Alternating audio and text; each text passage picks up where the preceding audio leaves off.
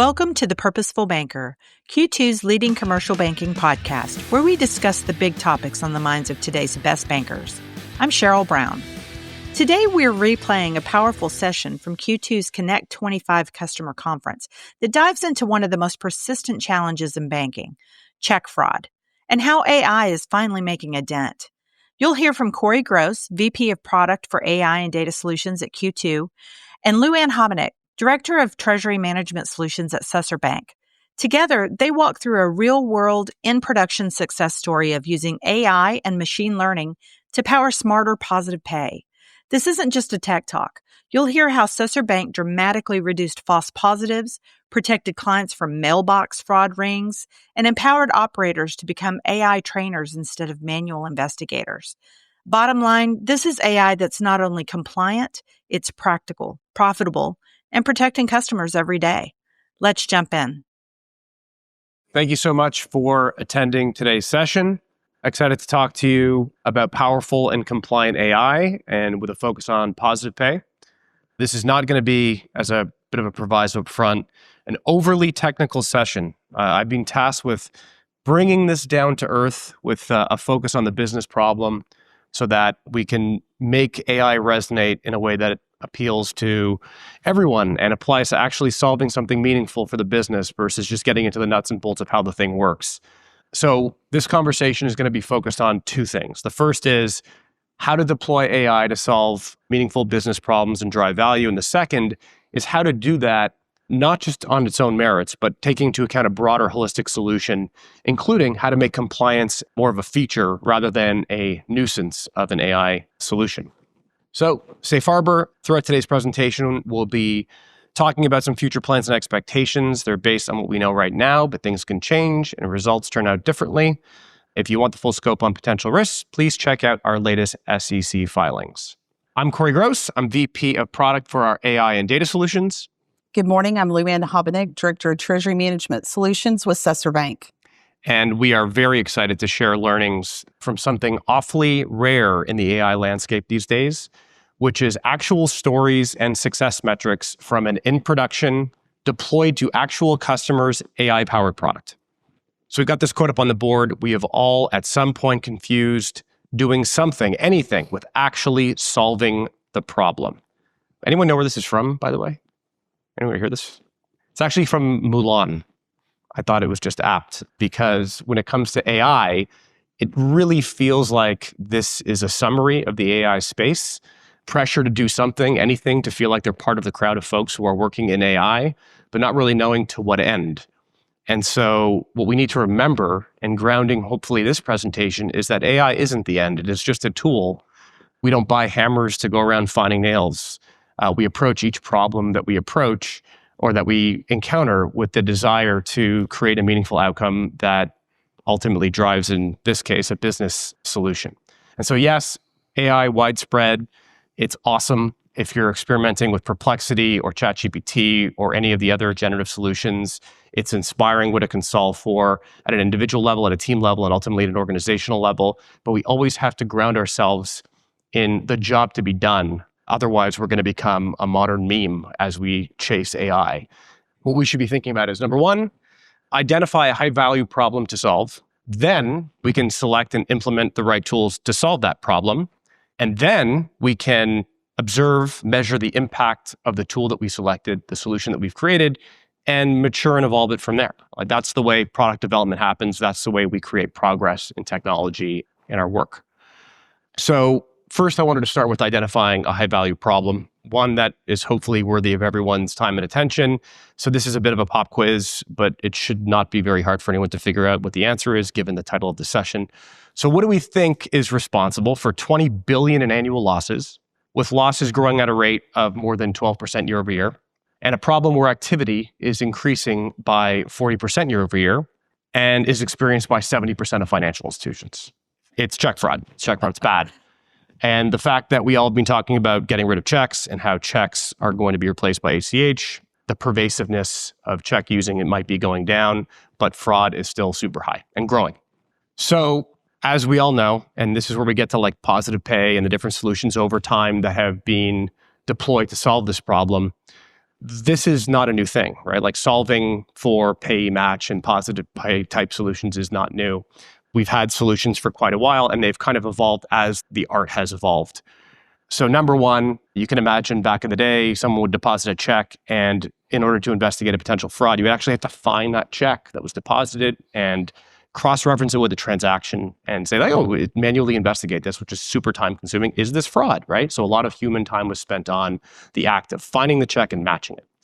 And then solutions emerged that would allow you to capture an image of a check. So you deposit, an image was done. In Canada, that was some Canadian, through a company that would work for all the big five banks and would create an image of every check, and they could append that to a transaction.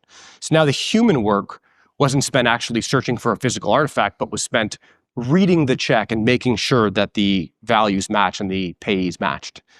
And then OCR came around. So OCR is optical character recognition, and what it did to accelerate the time of investigation is extract the data from a check. So now we can see if the characters from the check data extraction matched the value in the transaction ledger. So the work was now being moved from the human operator transcribing what was on the check to actually just making sure that they matched. And wherever there was a mismatch, they would flag it. So while OCR represented the state of the art and is a big part of positive pay and pay match, it is prone to error.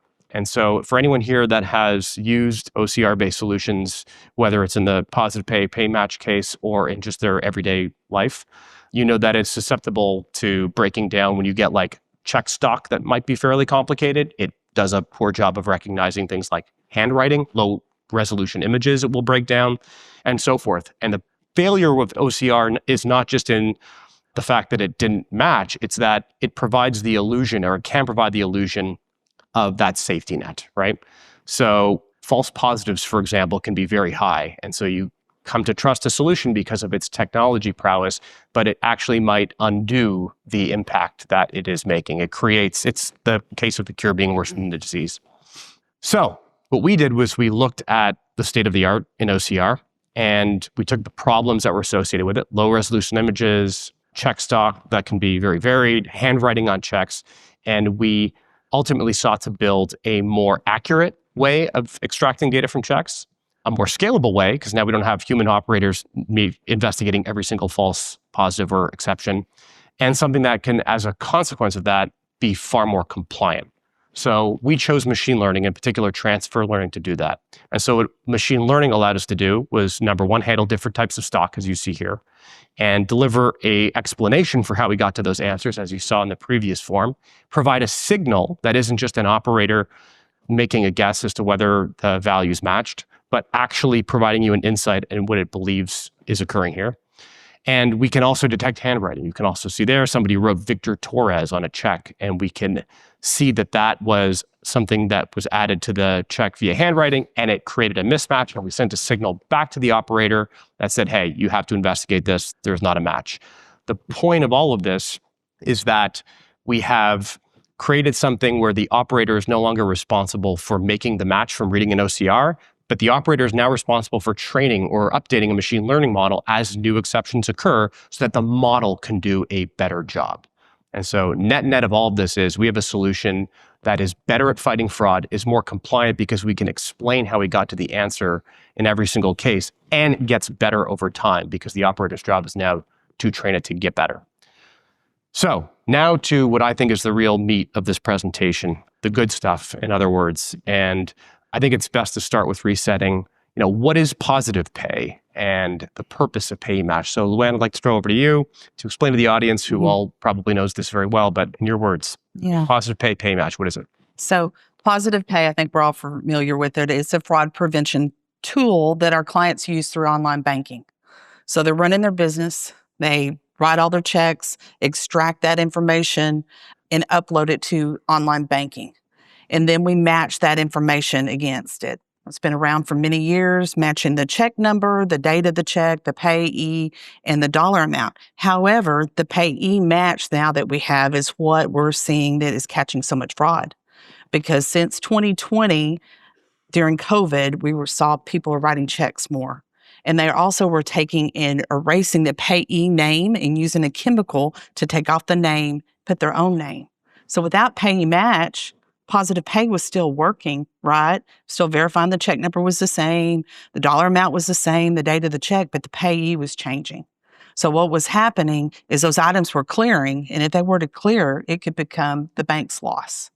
So that's where pay match has really come into play and saved banks lots of money. So I know we talked a little bit about the process over time of administrating pay match. How has that changed from before sort of this new enhanced version of positive pay that we've shown to after? How has the role of administrating pay match changed? Well, it was creating lots of exceptions or false positives, if you will. So you could have a check that was payable to ABC Tire, for example, LLC, but it's truly the client had inputted as ABC Tire Inc. So then that became an exception and the client had to work that. Or obviously now with pay match that it's changed. So when they have an exception or a false positive, it truly is an exception that warrants that client's time to actually look at that image of that check and verify it, and they control that. So you talk about like being able to flag and catch false positives and be able to distinguish them from actual fraud. So what has been the biggest change since we put the new pay match into effect? Has it been the reduction of those false positives? What has been the impact on the operator and how they use that time? That definitely the reduction of false positives. I mean, it's really honestly about 100% less than it used to be compared to now. So I want to get into some actual case studies. That's sort of like a table setting of, what is the solution? How is it kind of a bit different? But we talked about some specific examples that I thought were like incredible tales from the trenches, like real cases of businesses feeling the impact of fraud and the impact a pay match solution can make on their business. So the first was a staffing company that Susser supports. I'd love to hear a little bit more about that story. I think everyone will really like it. Yeah, for sure. We have a staffing company that's a medical staffing company in DFW. They average 2,500 to 3,000 checks a week.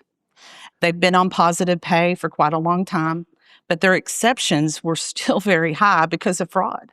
And so that client, when we actually our team implemented positive payee match, they were like, "We love you. Thank you so much," because you have no idea how much time that has saved. And again, when there is a exception or it calls it to their attention and they truly know it's an exception, something's wrong. Fraud is happening.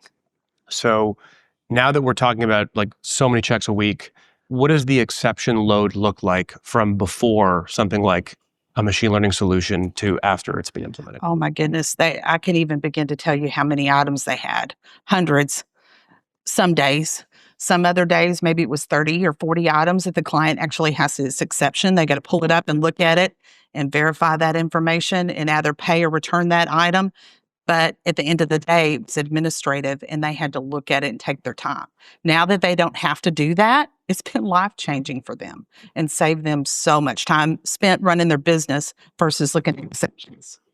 So another case that we talked about that I thought was really interesting, and it speaks to sort of like the COVID era check manipulation, is one where I think folks were breaking into people's mailboxes, stealing insurance claims, replacing the payee information, and trying to run it. So how does something like that get through before, and how does it get caught now?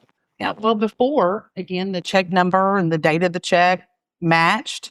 So it would just go through the system. But now with payee match, it truly causes that exception and catches those altered checks, because there has been a huge ring, actually really across America, but experientially in the DFW area, we had a lot of clients that were having checks taken out of the mailbox. Actually, we had a client, a business customer in DFW, that they came out in the middle of the night and used a welder and cut off the mailbox, took it back, took all the checks from all the businesses in the business park, and obviously wrote checks, told fraud. It just went on and on and on. So payee match stopped that 100%. Handwriting. So before we took on this project, our director of engineering, Daniel Wagner, I see in the audience, he was my VP engineering at Sensible, which was my company that was acquired by Q2 about 2.5 years ago. And we were a machine learning AI company, hence why they tasked us to work on some of these, these projects that very well could see value from AI. We didn't know how pervasive handwriting on checks would be because we thought it was like crazily silly that you could put like literally doctor a check with handwriting and submit it through and be like, oh, no one will notice this. This is great. Even though like it's comically, clearly a fraudulent case, right? So how pervasive is this? I would love to get your perspective on how pervasive is it? And now that we've implemented a solution that can capture it, how meaningful is that? Like without, these aren't like trivial efforts to build these types of solutions, but we always want to know how meaningful is the problem that it's solving? Well, it's still, in our opinion, it's very meaningful because clients are still writing checks. And sometimes, even though they upload their checks, right, and use their accounting system to create checks, there's always a time that the CFO needs to physically write a check or handwrite a check, obviously. And so the fact that it can catch those just blows your mind because it could still, again, be a check that has been gone through the accounting system. And then they take that check and then writes Susie Q's name in it, and it catches it. It's just, it blows your mind. Blows your mind. So that's all great. I mean, ultimately for us, what's always been very fascinating to hear is how fraudsters are always trying to get ahead of the systems that you build, and it's this cat and mouse game. But so much of the goal of technology is to play just a part in being part of a more holistic solution. So as we get to setting up positive pay for success, I think that something that I've always been very appreciative of in Susser Bank's case that I think that this entire room can really benefit from is seeing the technology, the AI, as not the thing, the silver bullet, but one of the lead bullets that makes up a much more holistic solution. So I want to ask you about your approach to positive pay in particular and how you design this more holistic approach so that it includes everything from business process reengineering and training and customer notifications and even just the interface from how you access the solution. What have you done to make customers aware of this and make them successful using this? Well, our treasury team is amazing, first off. They're the trusted advisor. They're visiting with the customer and educating them on fraud. But in the first quarter of 24, we took a bank initiative that positive pay was going to be at the forefront. And so starting at our CEO to the treasury officer, to our treasury team, the banker, where it's a partnership, it's understood that it's a conversation that we have with every single client that we meet to educate them. And it's actually embedded in our agreements. So if our client chooses not to get on positive pay, they're signing a hold harmless at the beginning. So these are clients that haven't even had fraud occurred yet. It's starting at every single brand new client that we're coming on board. And then as we do maintenance throughout the life of the relationship, then we're having that conversation again, and the customer signs that declination, if you will, the hold harmless, that they have turned it off. And the banker, the account officer, is signing as well. So we work together as a team. Our front lines understands how important positive pay is, and like I said, we have the support. And honestly, it's the only bank I'm aware of, and I don't know if any of you guys are aware of any other bank that takes that approach. We talked a little bit earlier about how sometimes they say no thank you, but no Sure. thank you. Mm-hmm. How do you manage through that, especially as the pervasiveness of the problem persists? And how do they come back around? Like what makes them come back around other than, oh my gosh, a $15,000 check just came through? Honestly, it's when that fraud happens that they come back around. We have a really great, not really great, I guess it's success story, a real live action that just happened about a week ago. So we had a client that our treasury officer has talked to him 4 times about positive pay. And they're in the room today. They talked to them and educated them, and they're like, no, thank you. I just don't, because it's an extra step for the business, right? They're running their business. The last thing they want to do is extract their checks and upload it to online banking because it is an extra step until they have fraud. And so the story got changed when the client had fraud, and they're like, yes, I want positive pay. So it happens. It's not a matter of if, it's when. We talked about sort of like some of the configurations that you've done. So defaults, this whole sense of like setting it to pay or setting it to return. So how have you determined what's right for the bank, and how do you coach clients along that journey so that they feel like this isn't just something that Susser is doing to protect itself, but they're doing something that's actually in the client's best interest? Well, our default is return, right? Because we wanted to protect the client but we want to protect the bank. So with that being said, it's less than 10%. We just looked at the numbers yesterday to confirm that I was correct, that it is less than 10% of our clients that have chose to pay.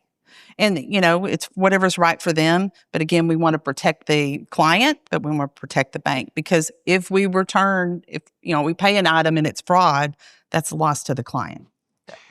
When we first started talking, what I know that it was, which kind of lit you up, was the idea of having the availability of notifications in the mobile app and just the tooling that helps provide confidence along the way that there's a system in place for you to be able to monitor even when you're away from the office, you're on vacation, et cetera. So how have you set that up so that clients can feel like they're always protected? Yeah. Well, we've done a couple of things. One is when the client logs into online banking, it's on the home page on the right-hand side that they know right then that they have exceptions.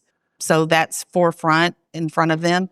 And in addition to that, through the app is, our clients love it because, I use the example, they're on the tarmac fixing to leave to go somewhere out of the country and they can see that and they get a text alert that they know that they have exceptions, that they haven't worked.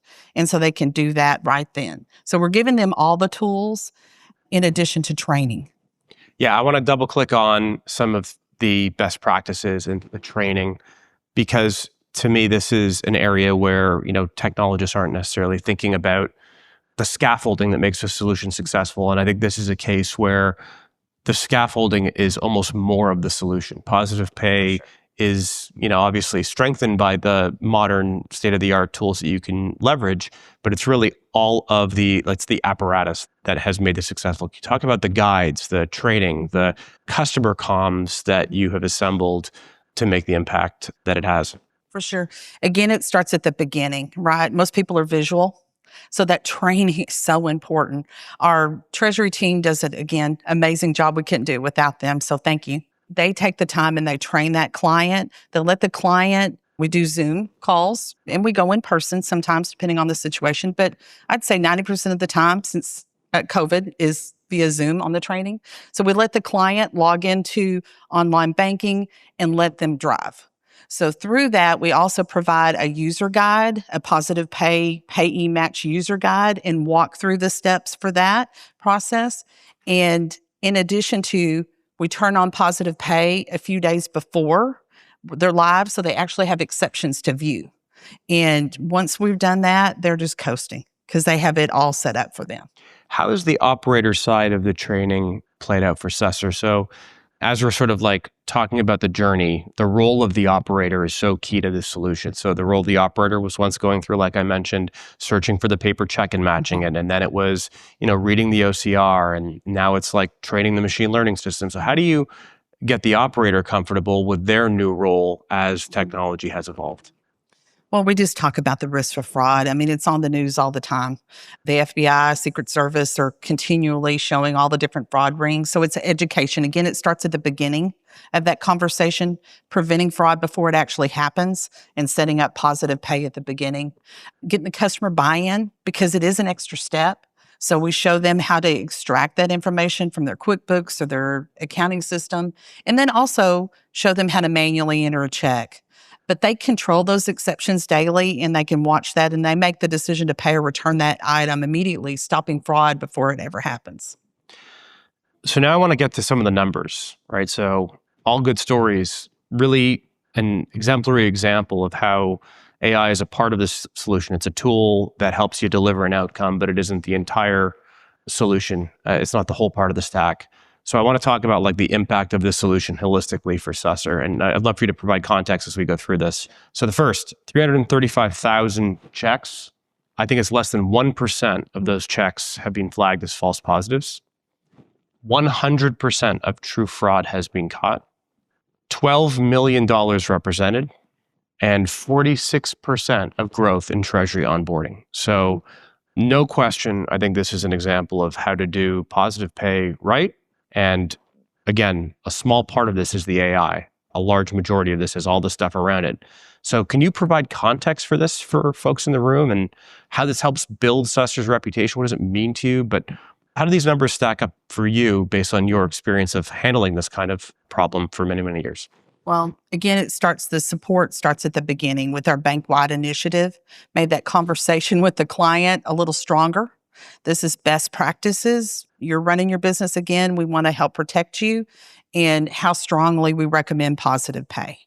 So we do that at the beginning, and that sets our team up for success in the client. These numbers are for 2024.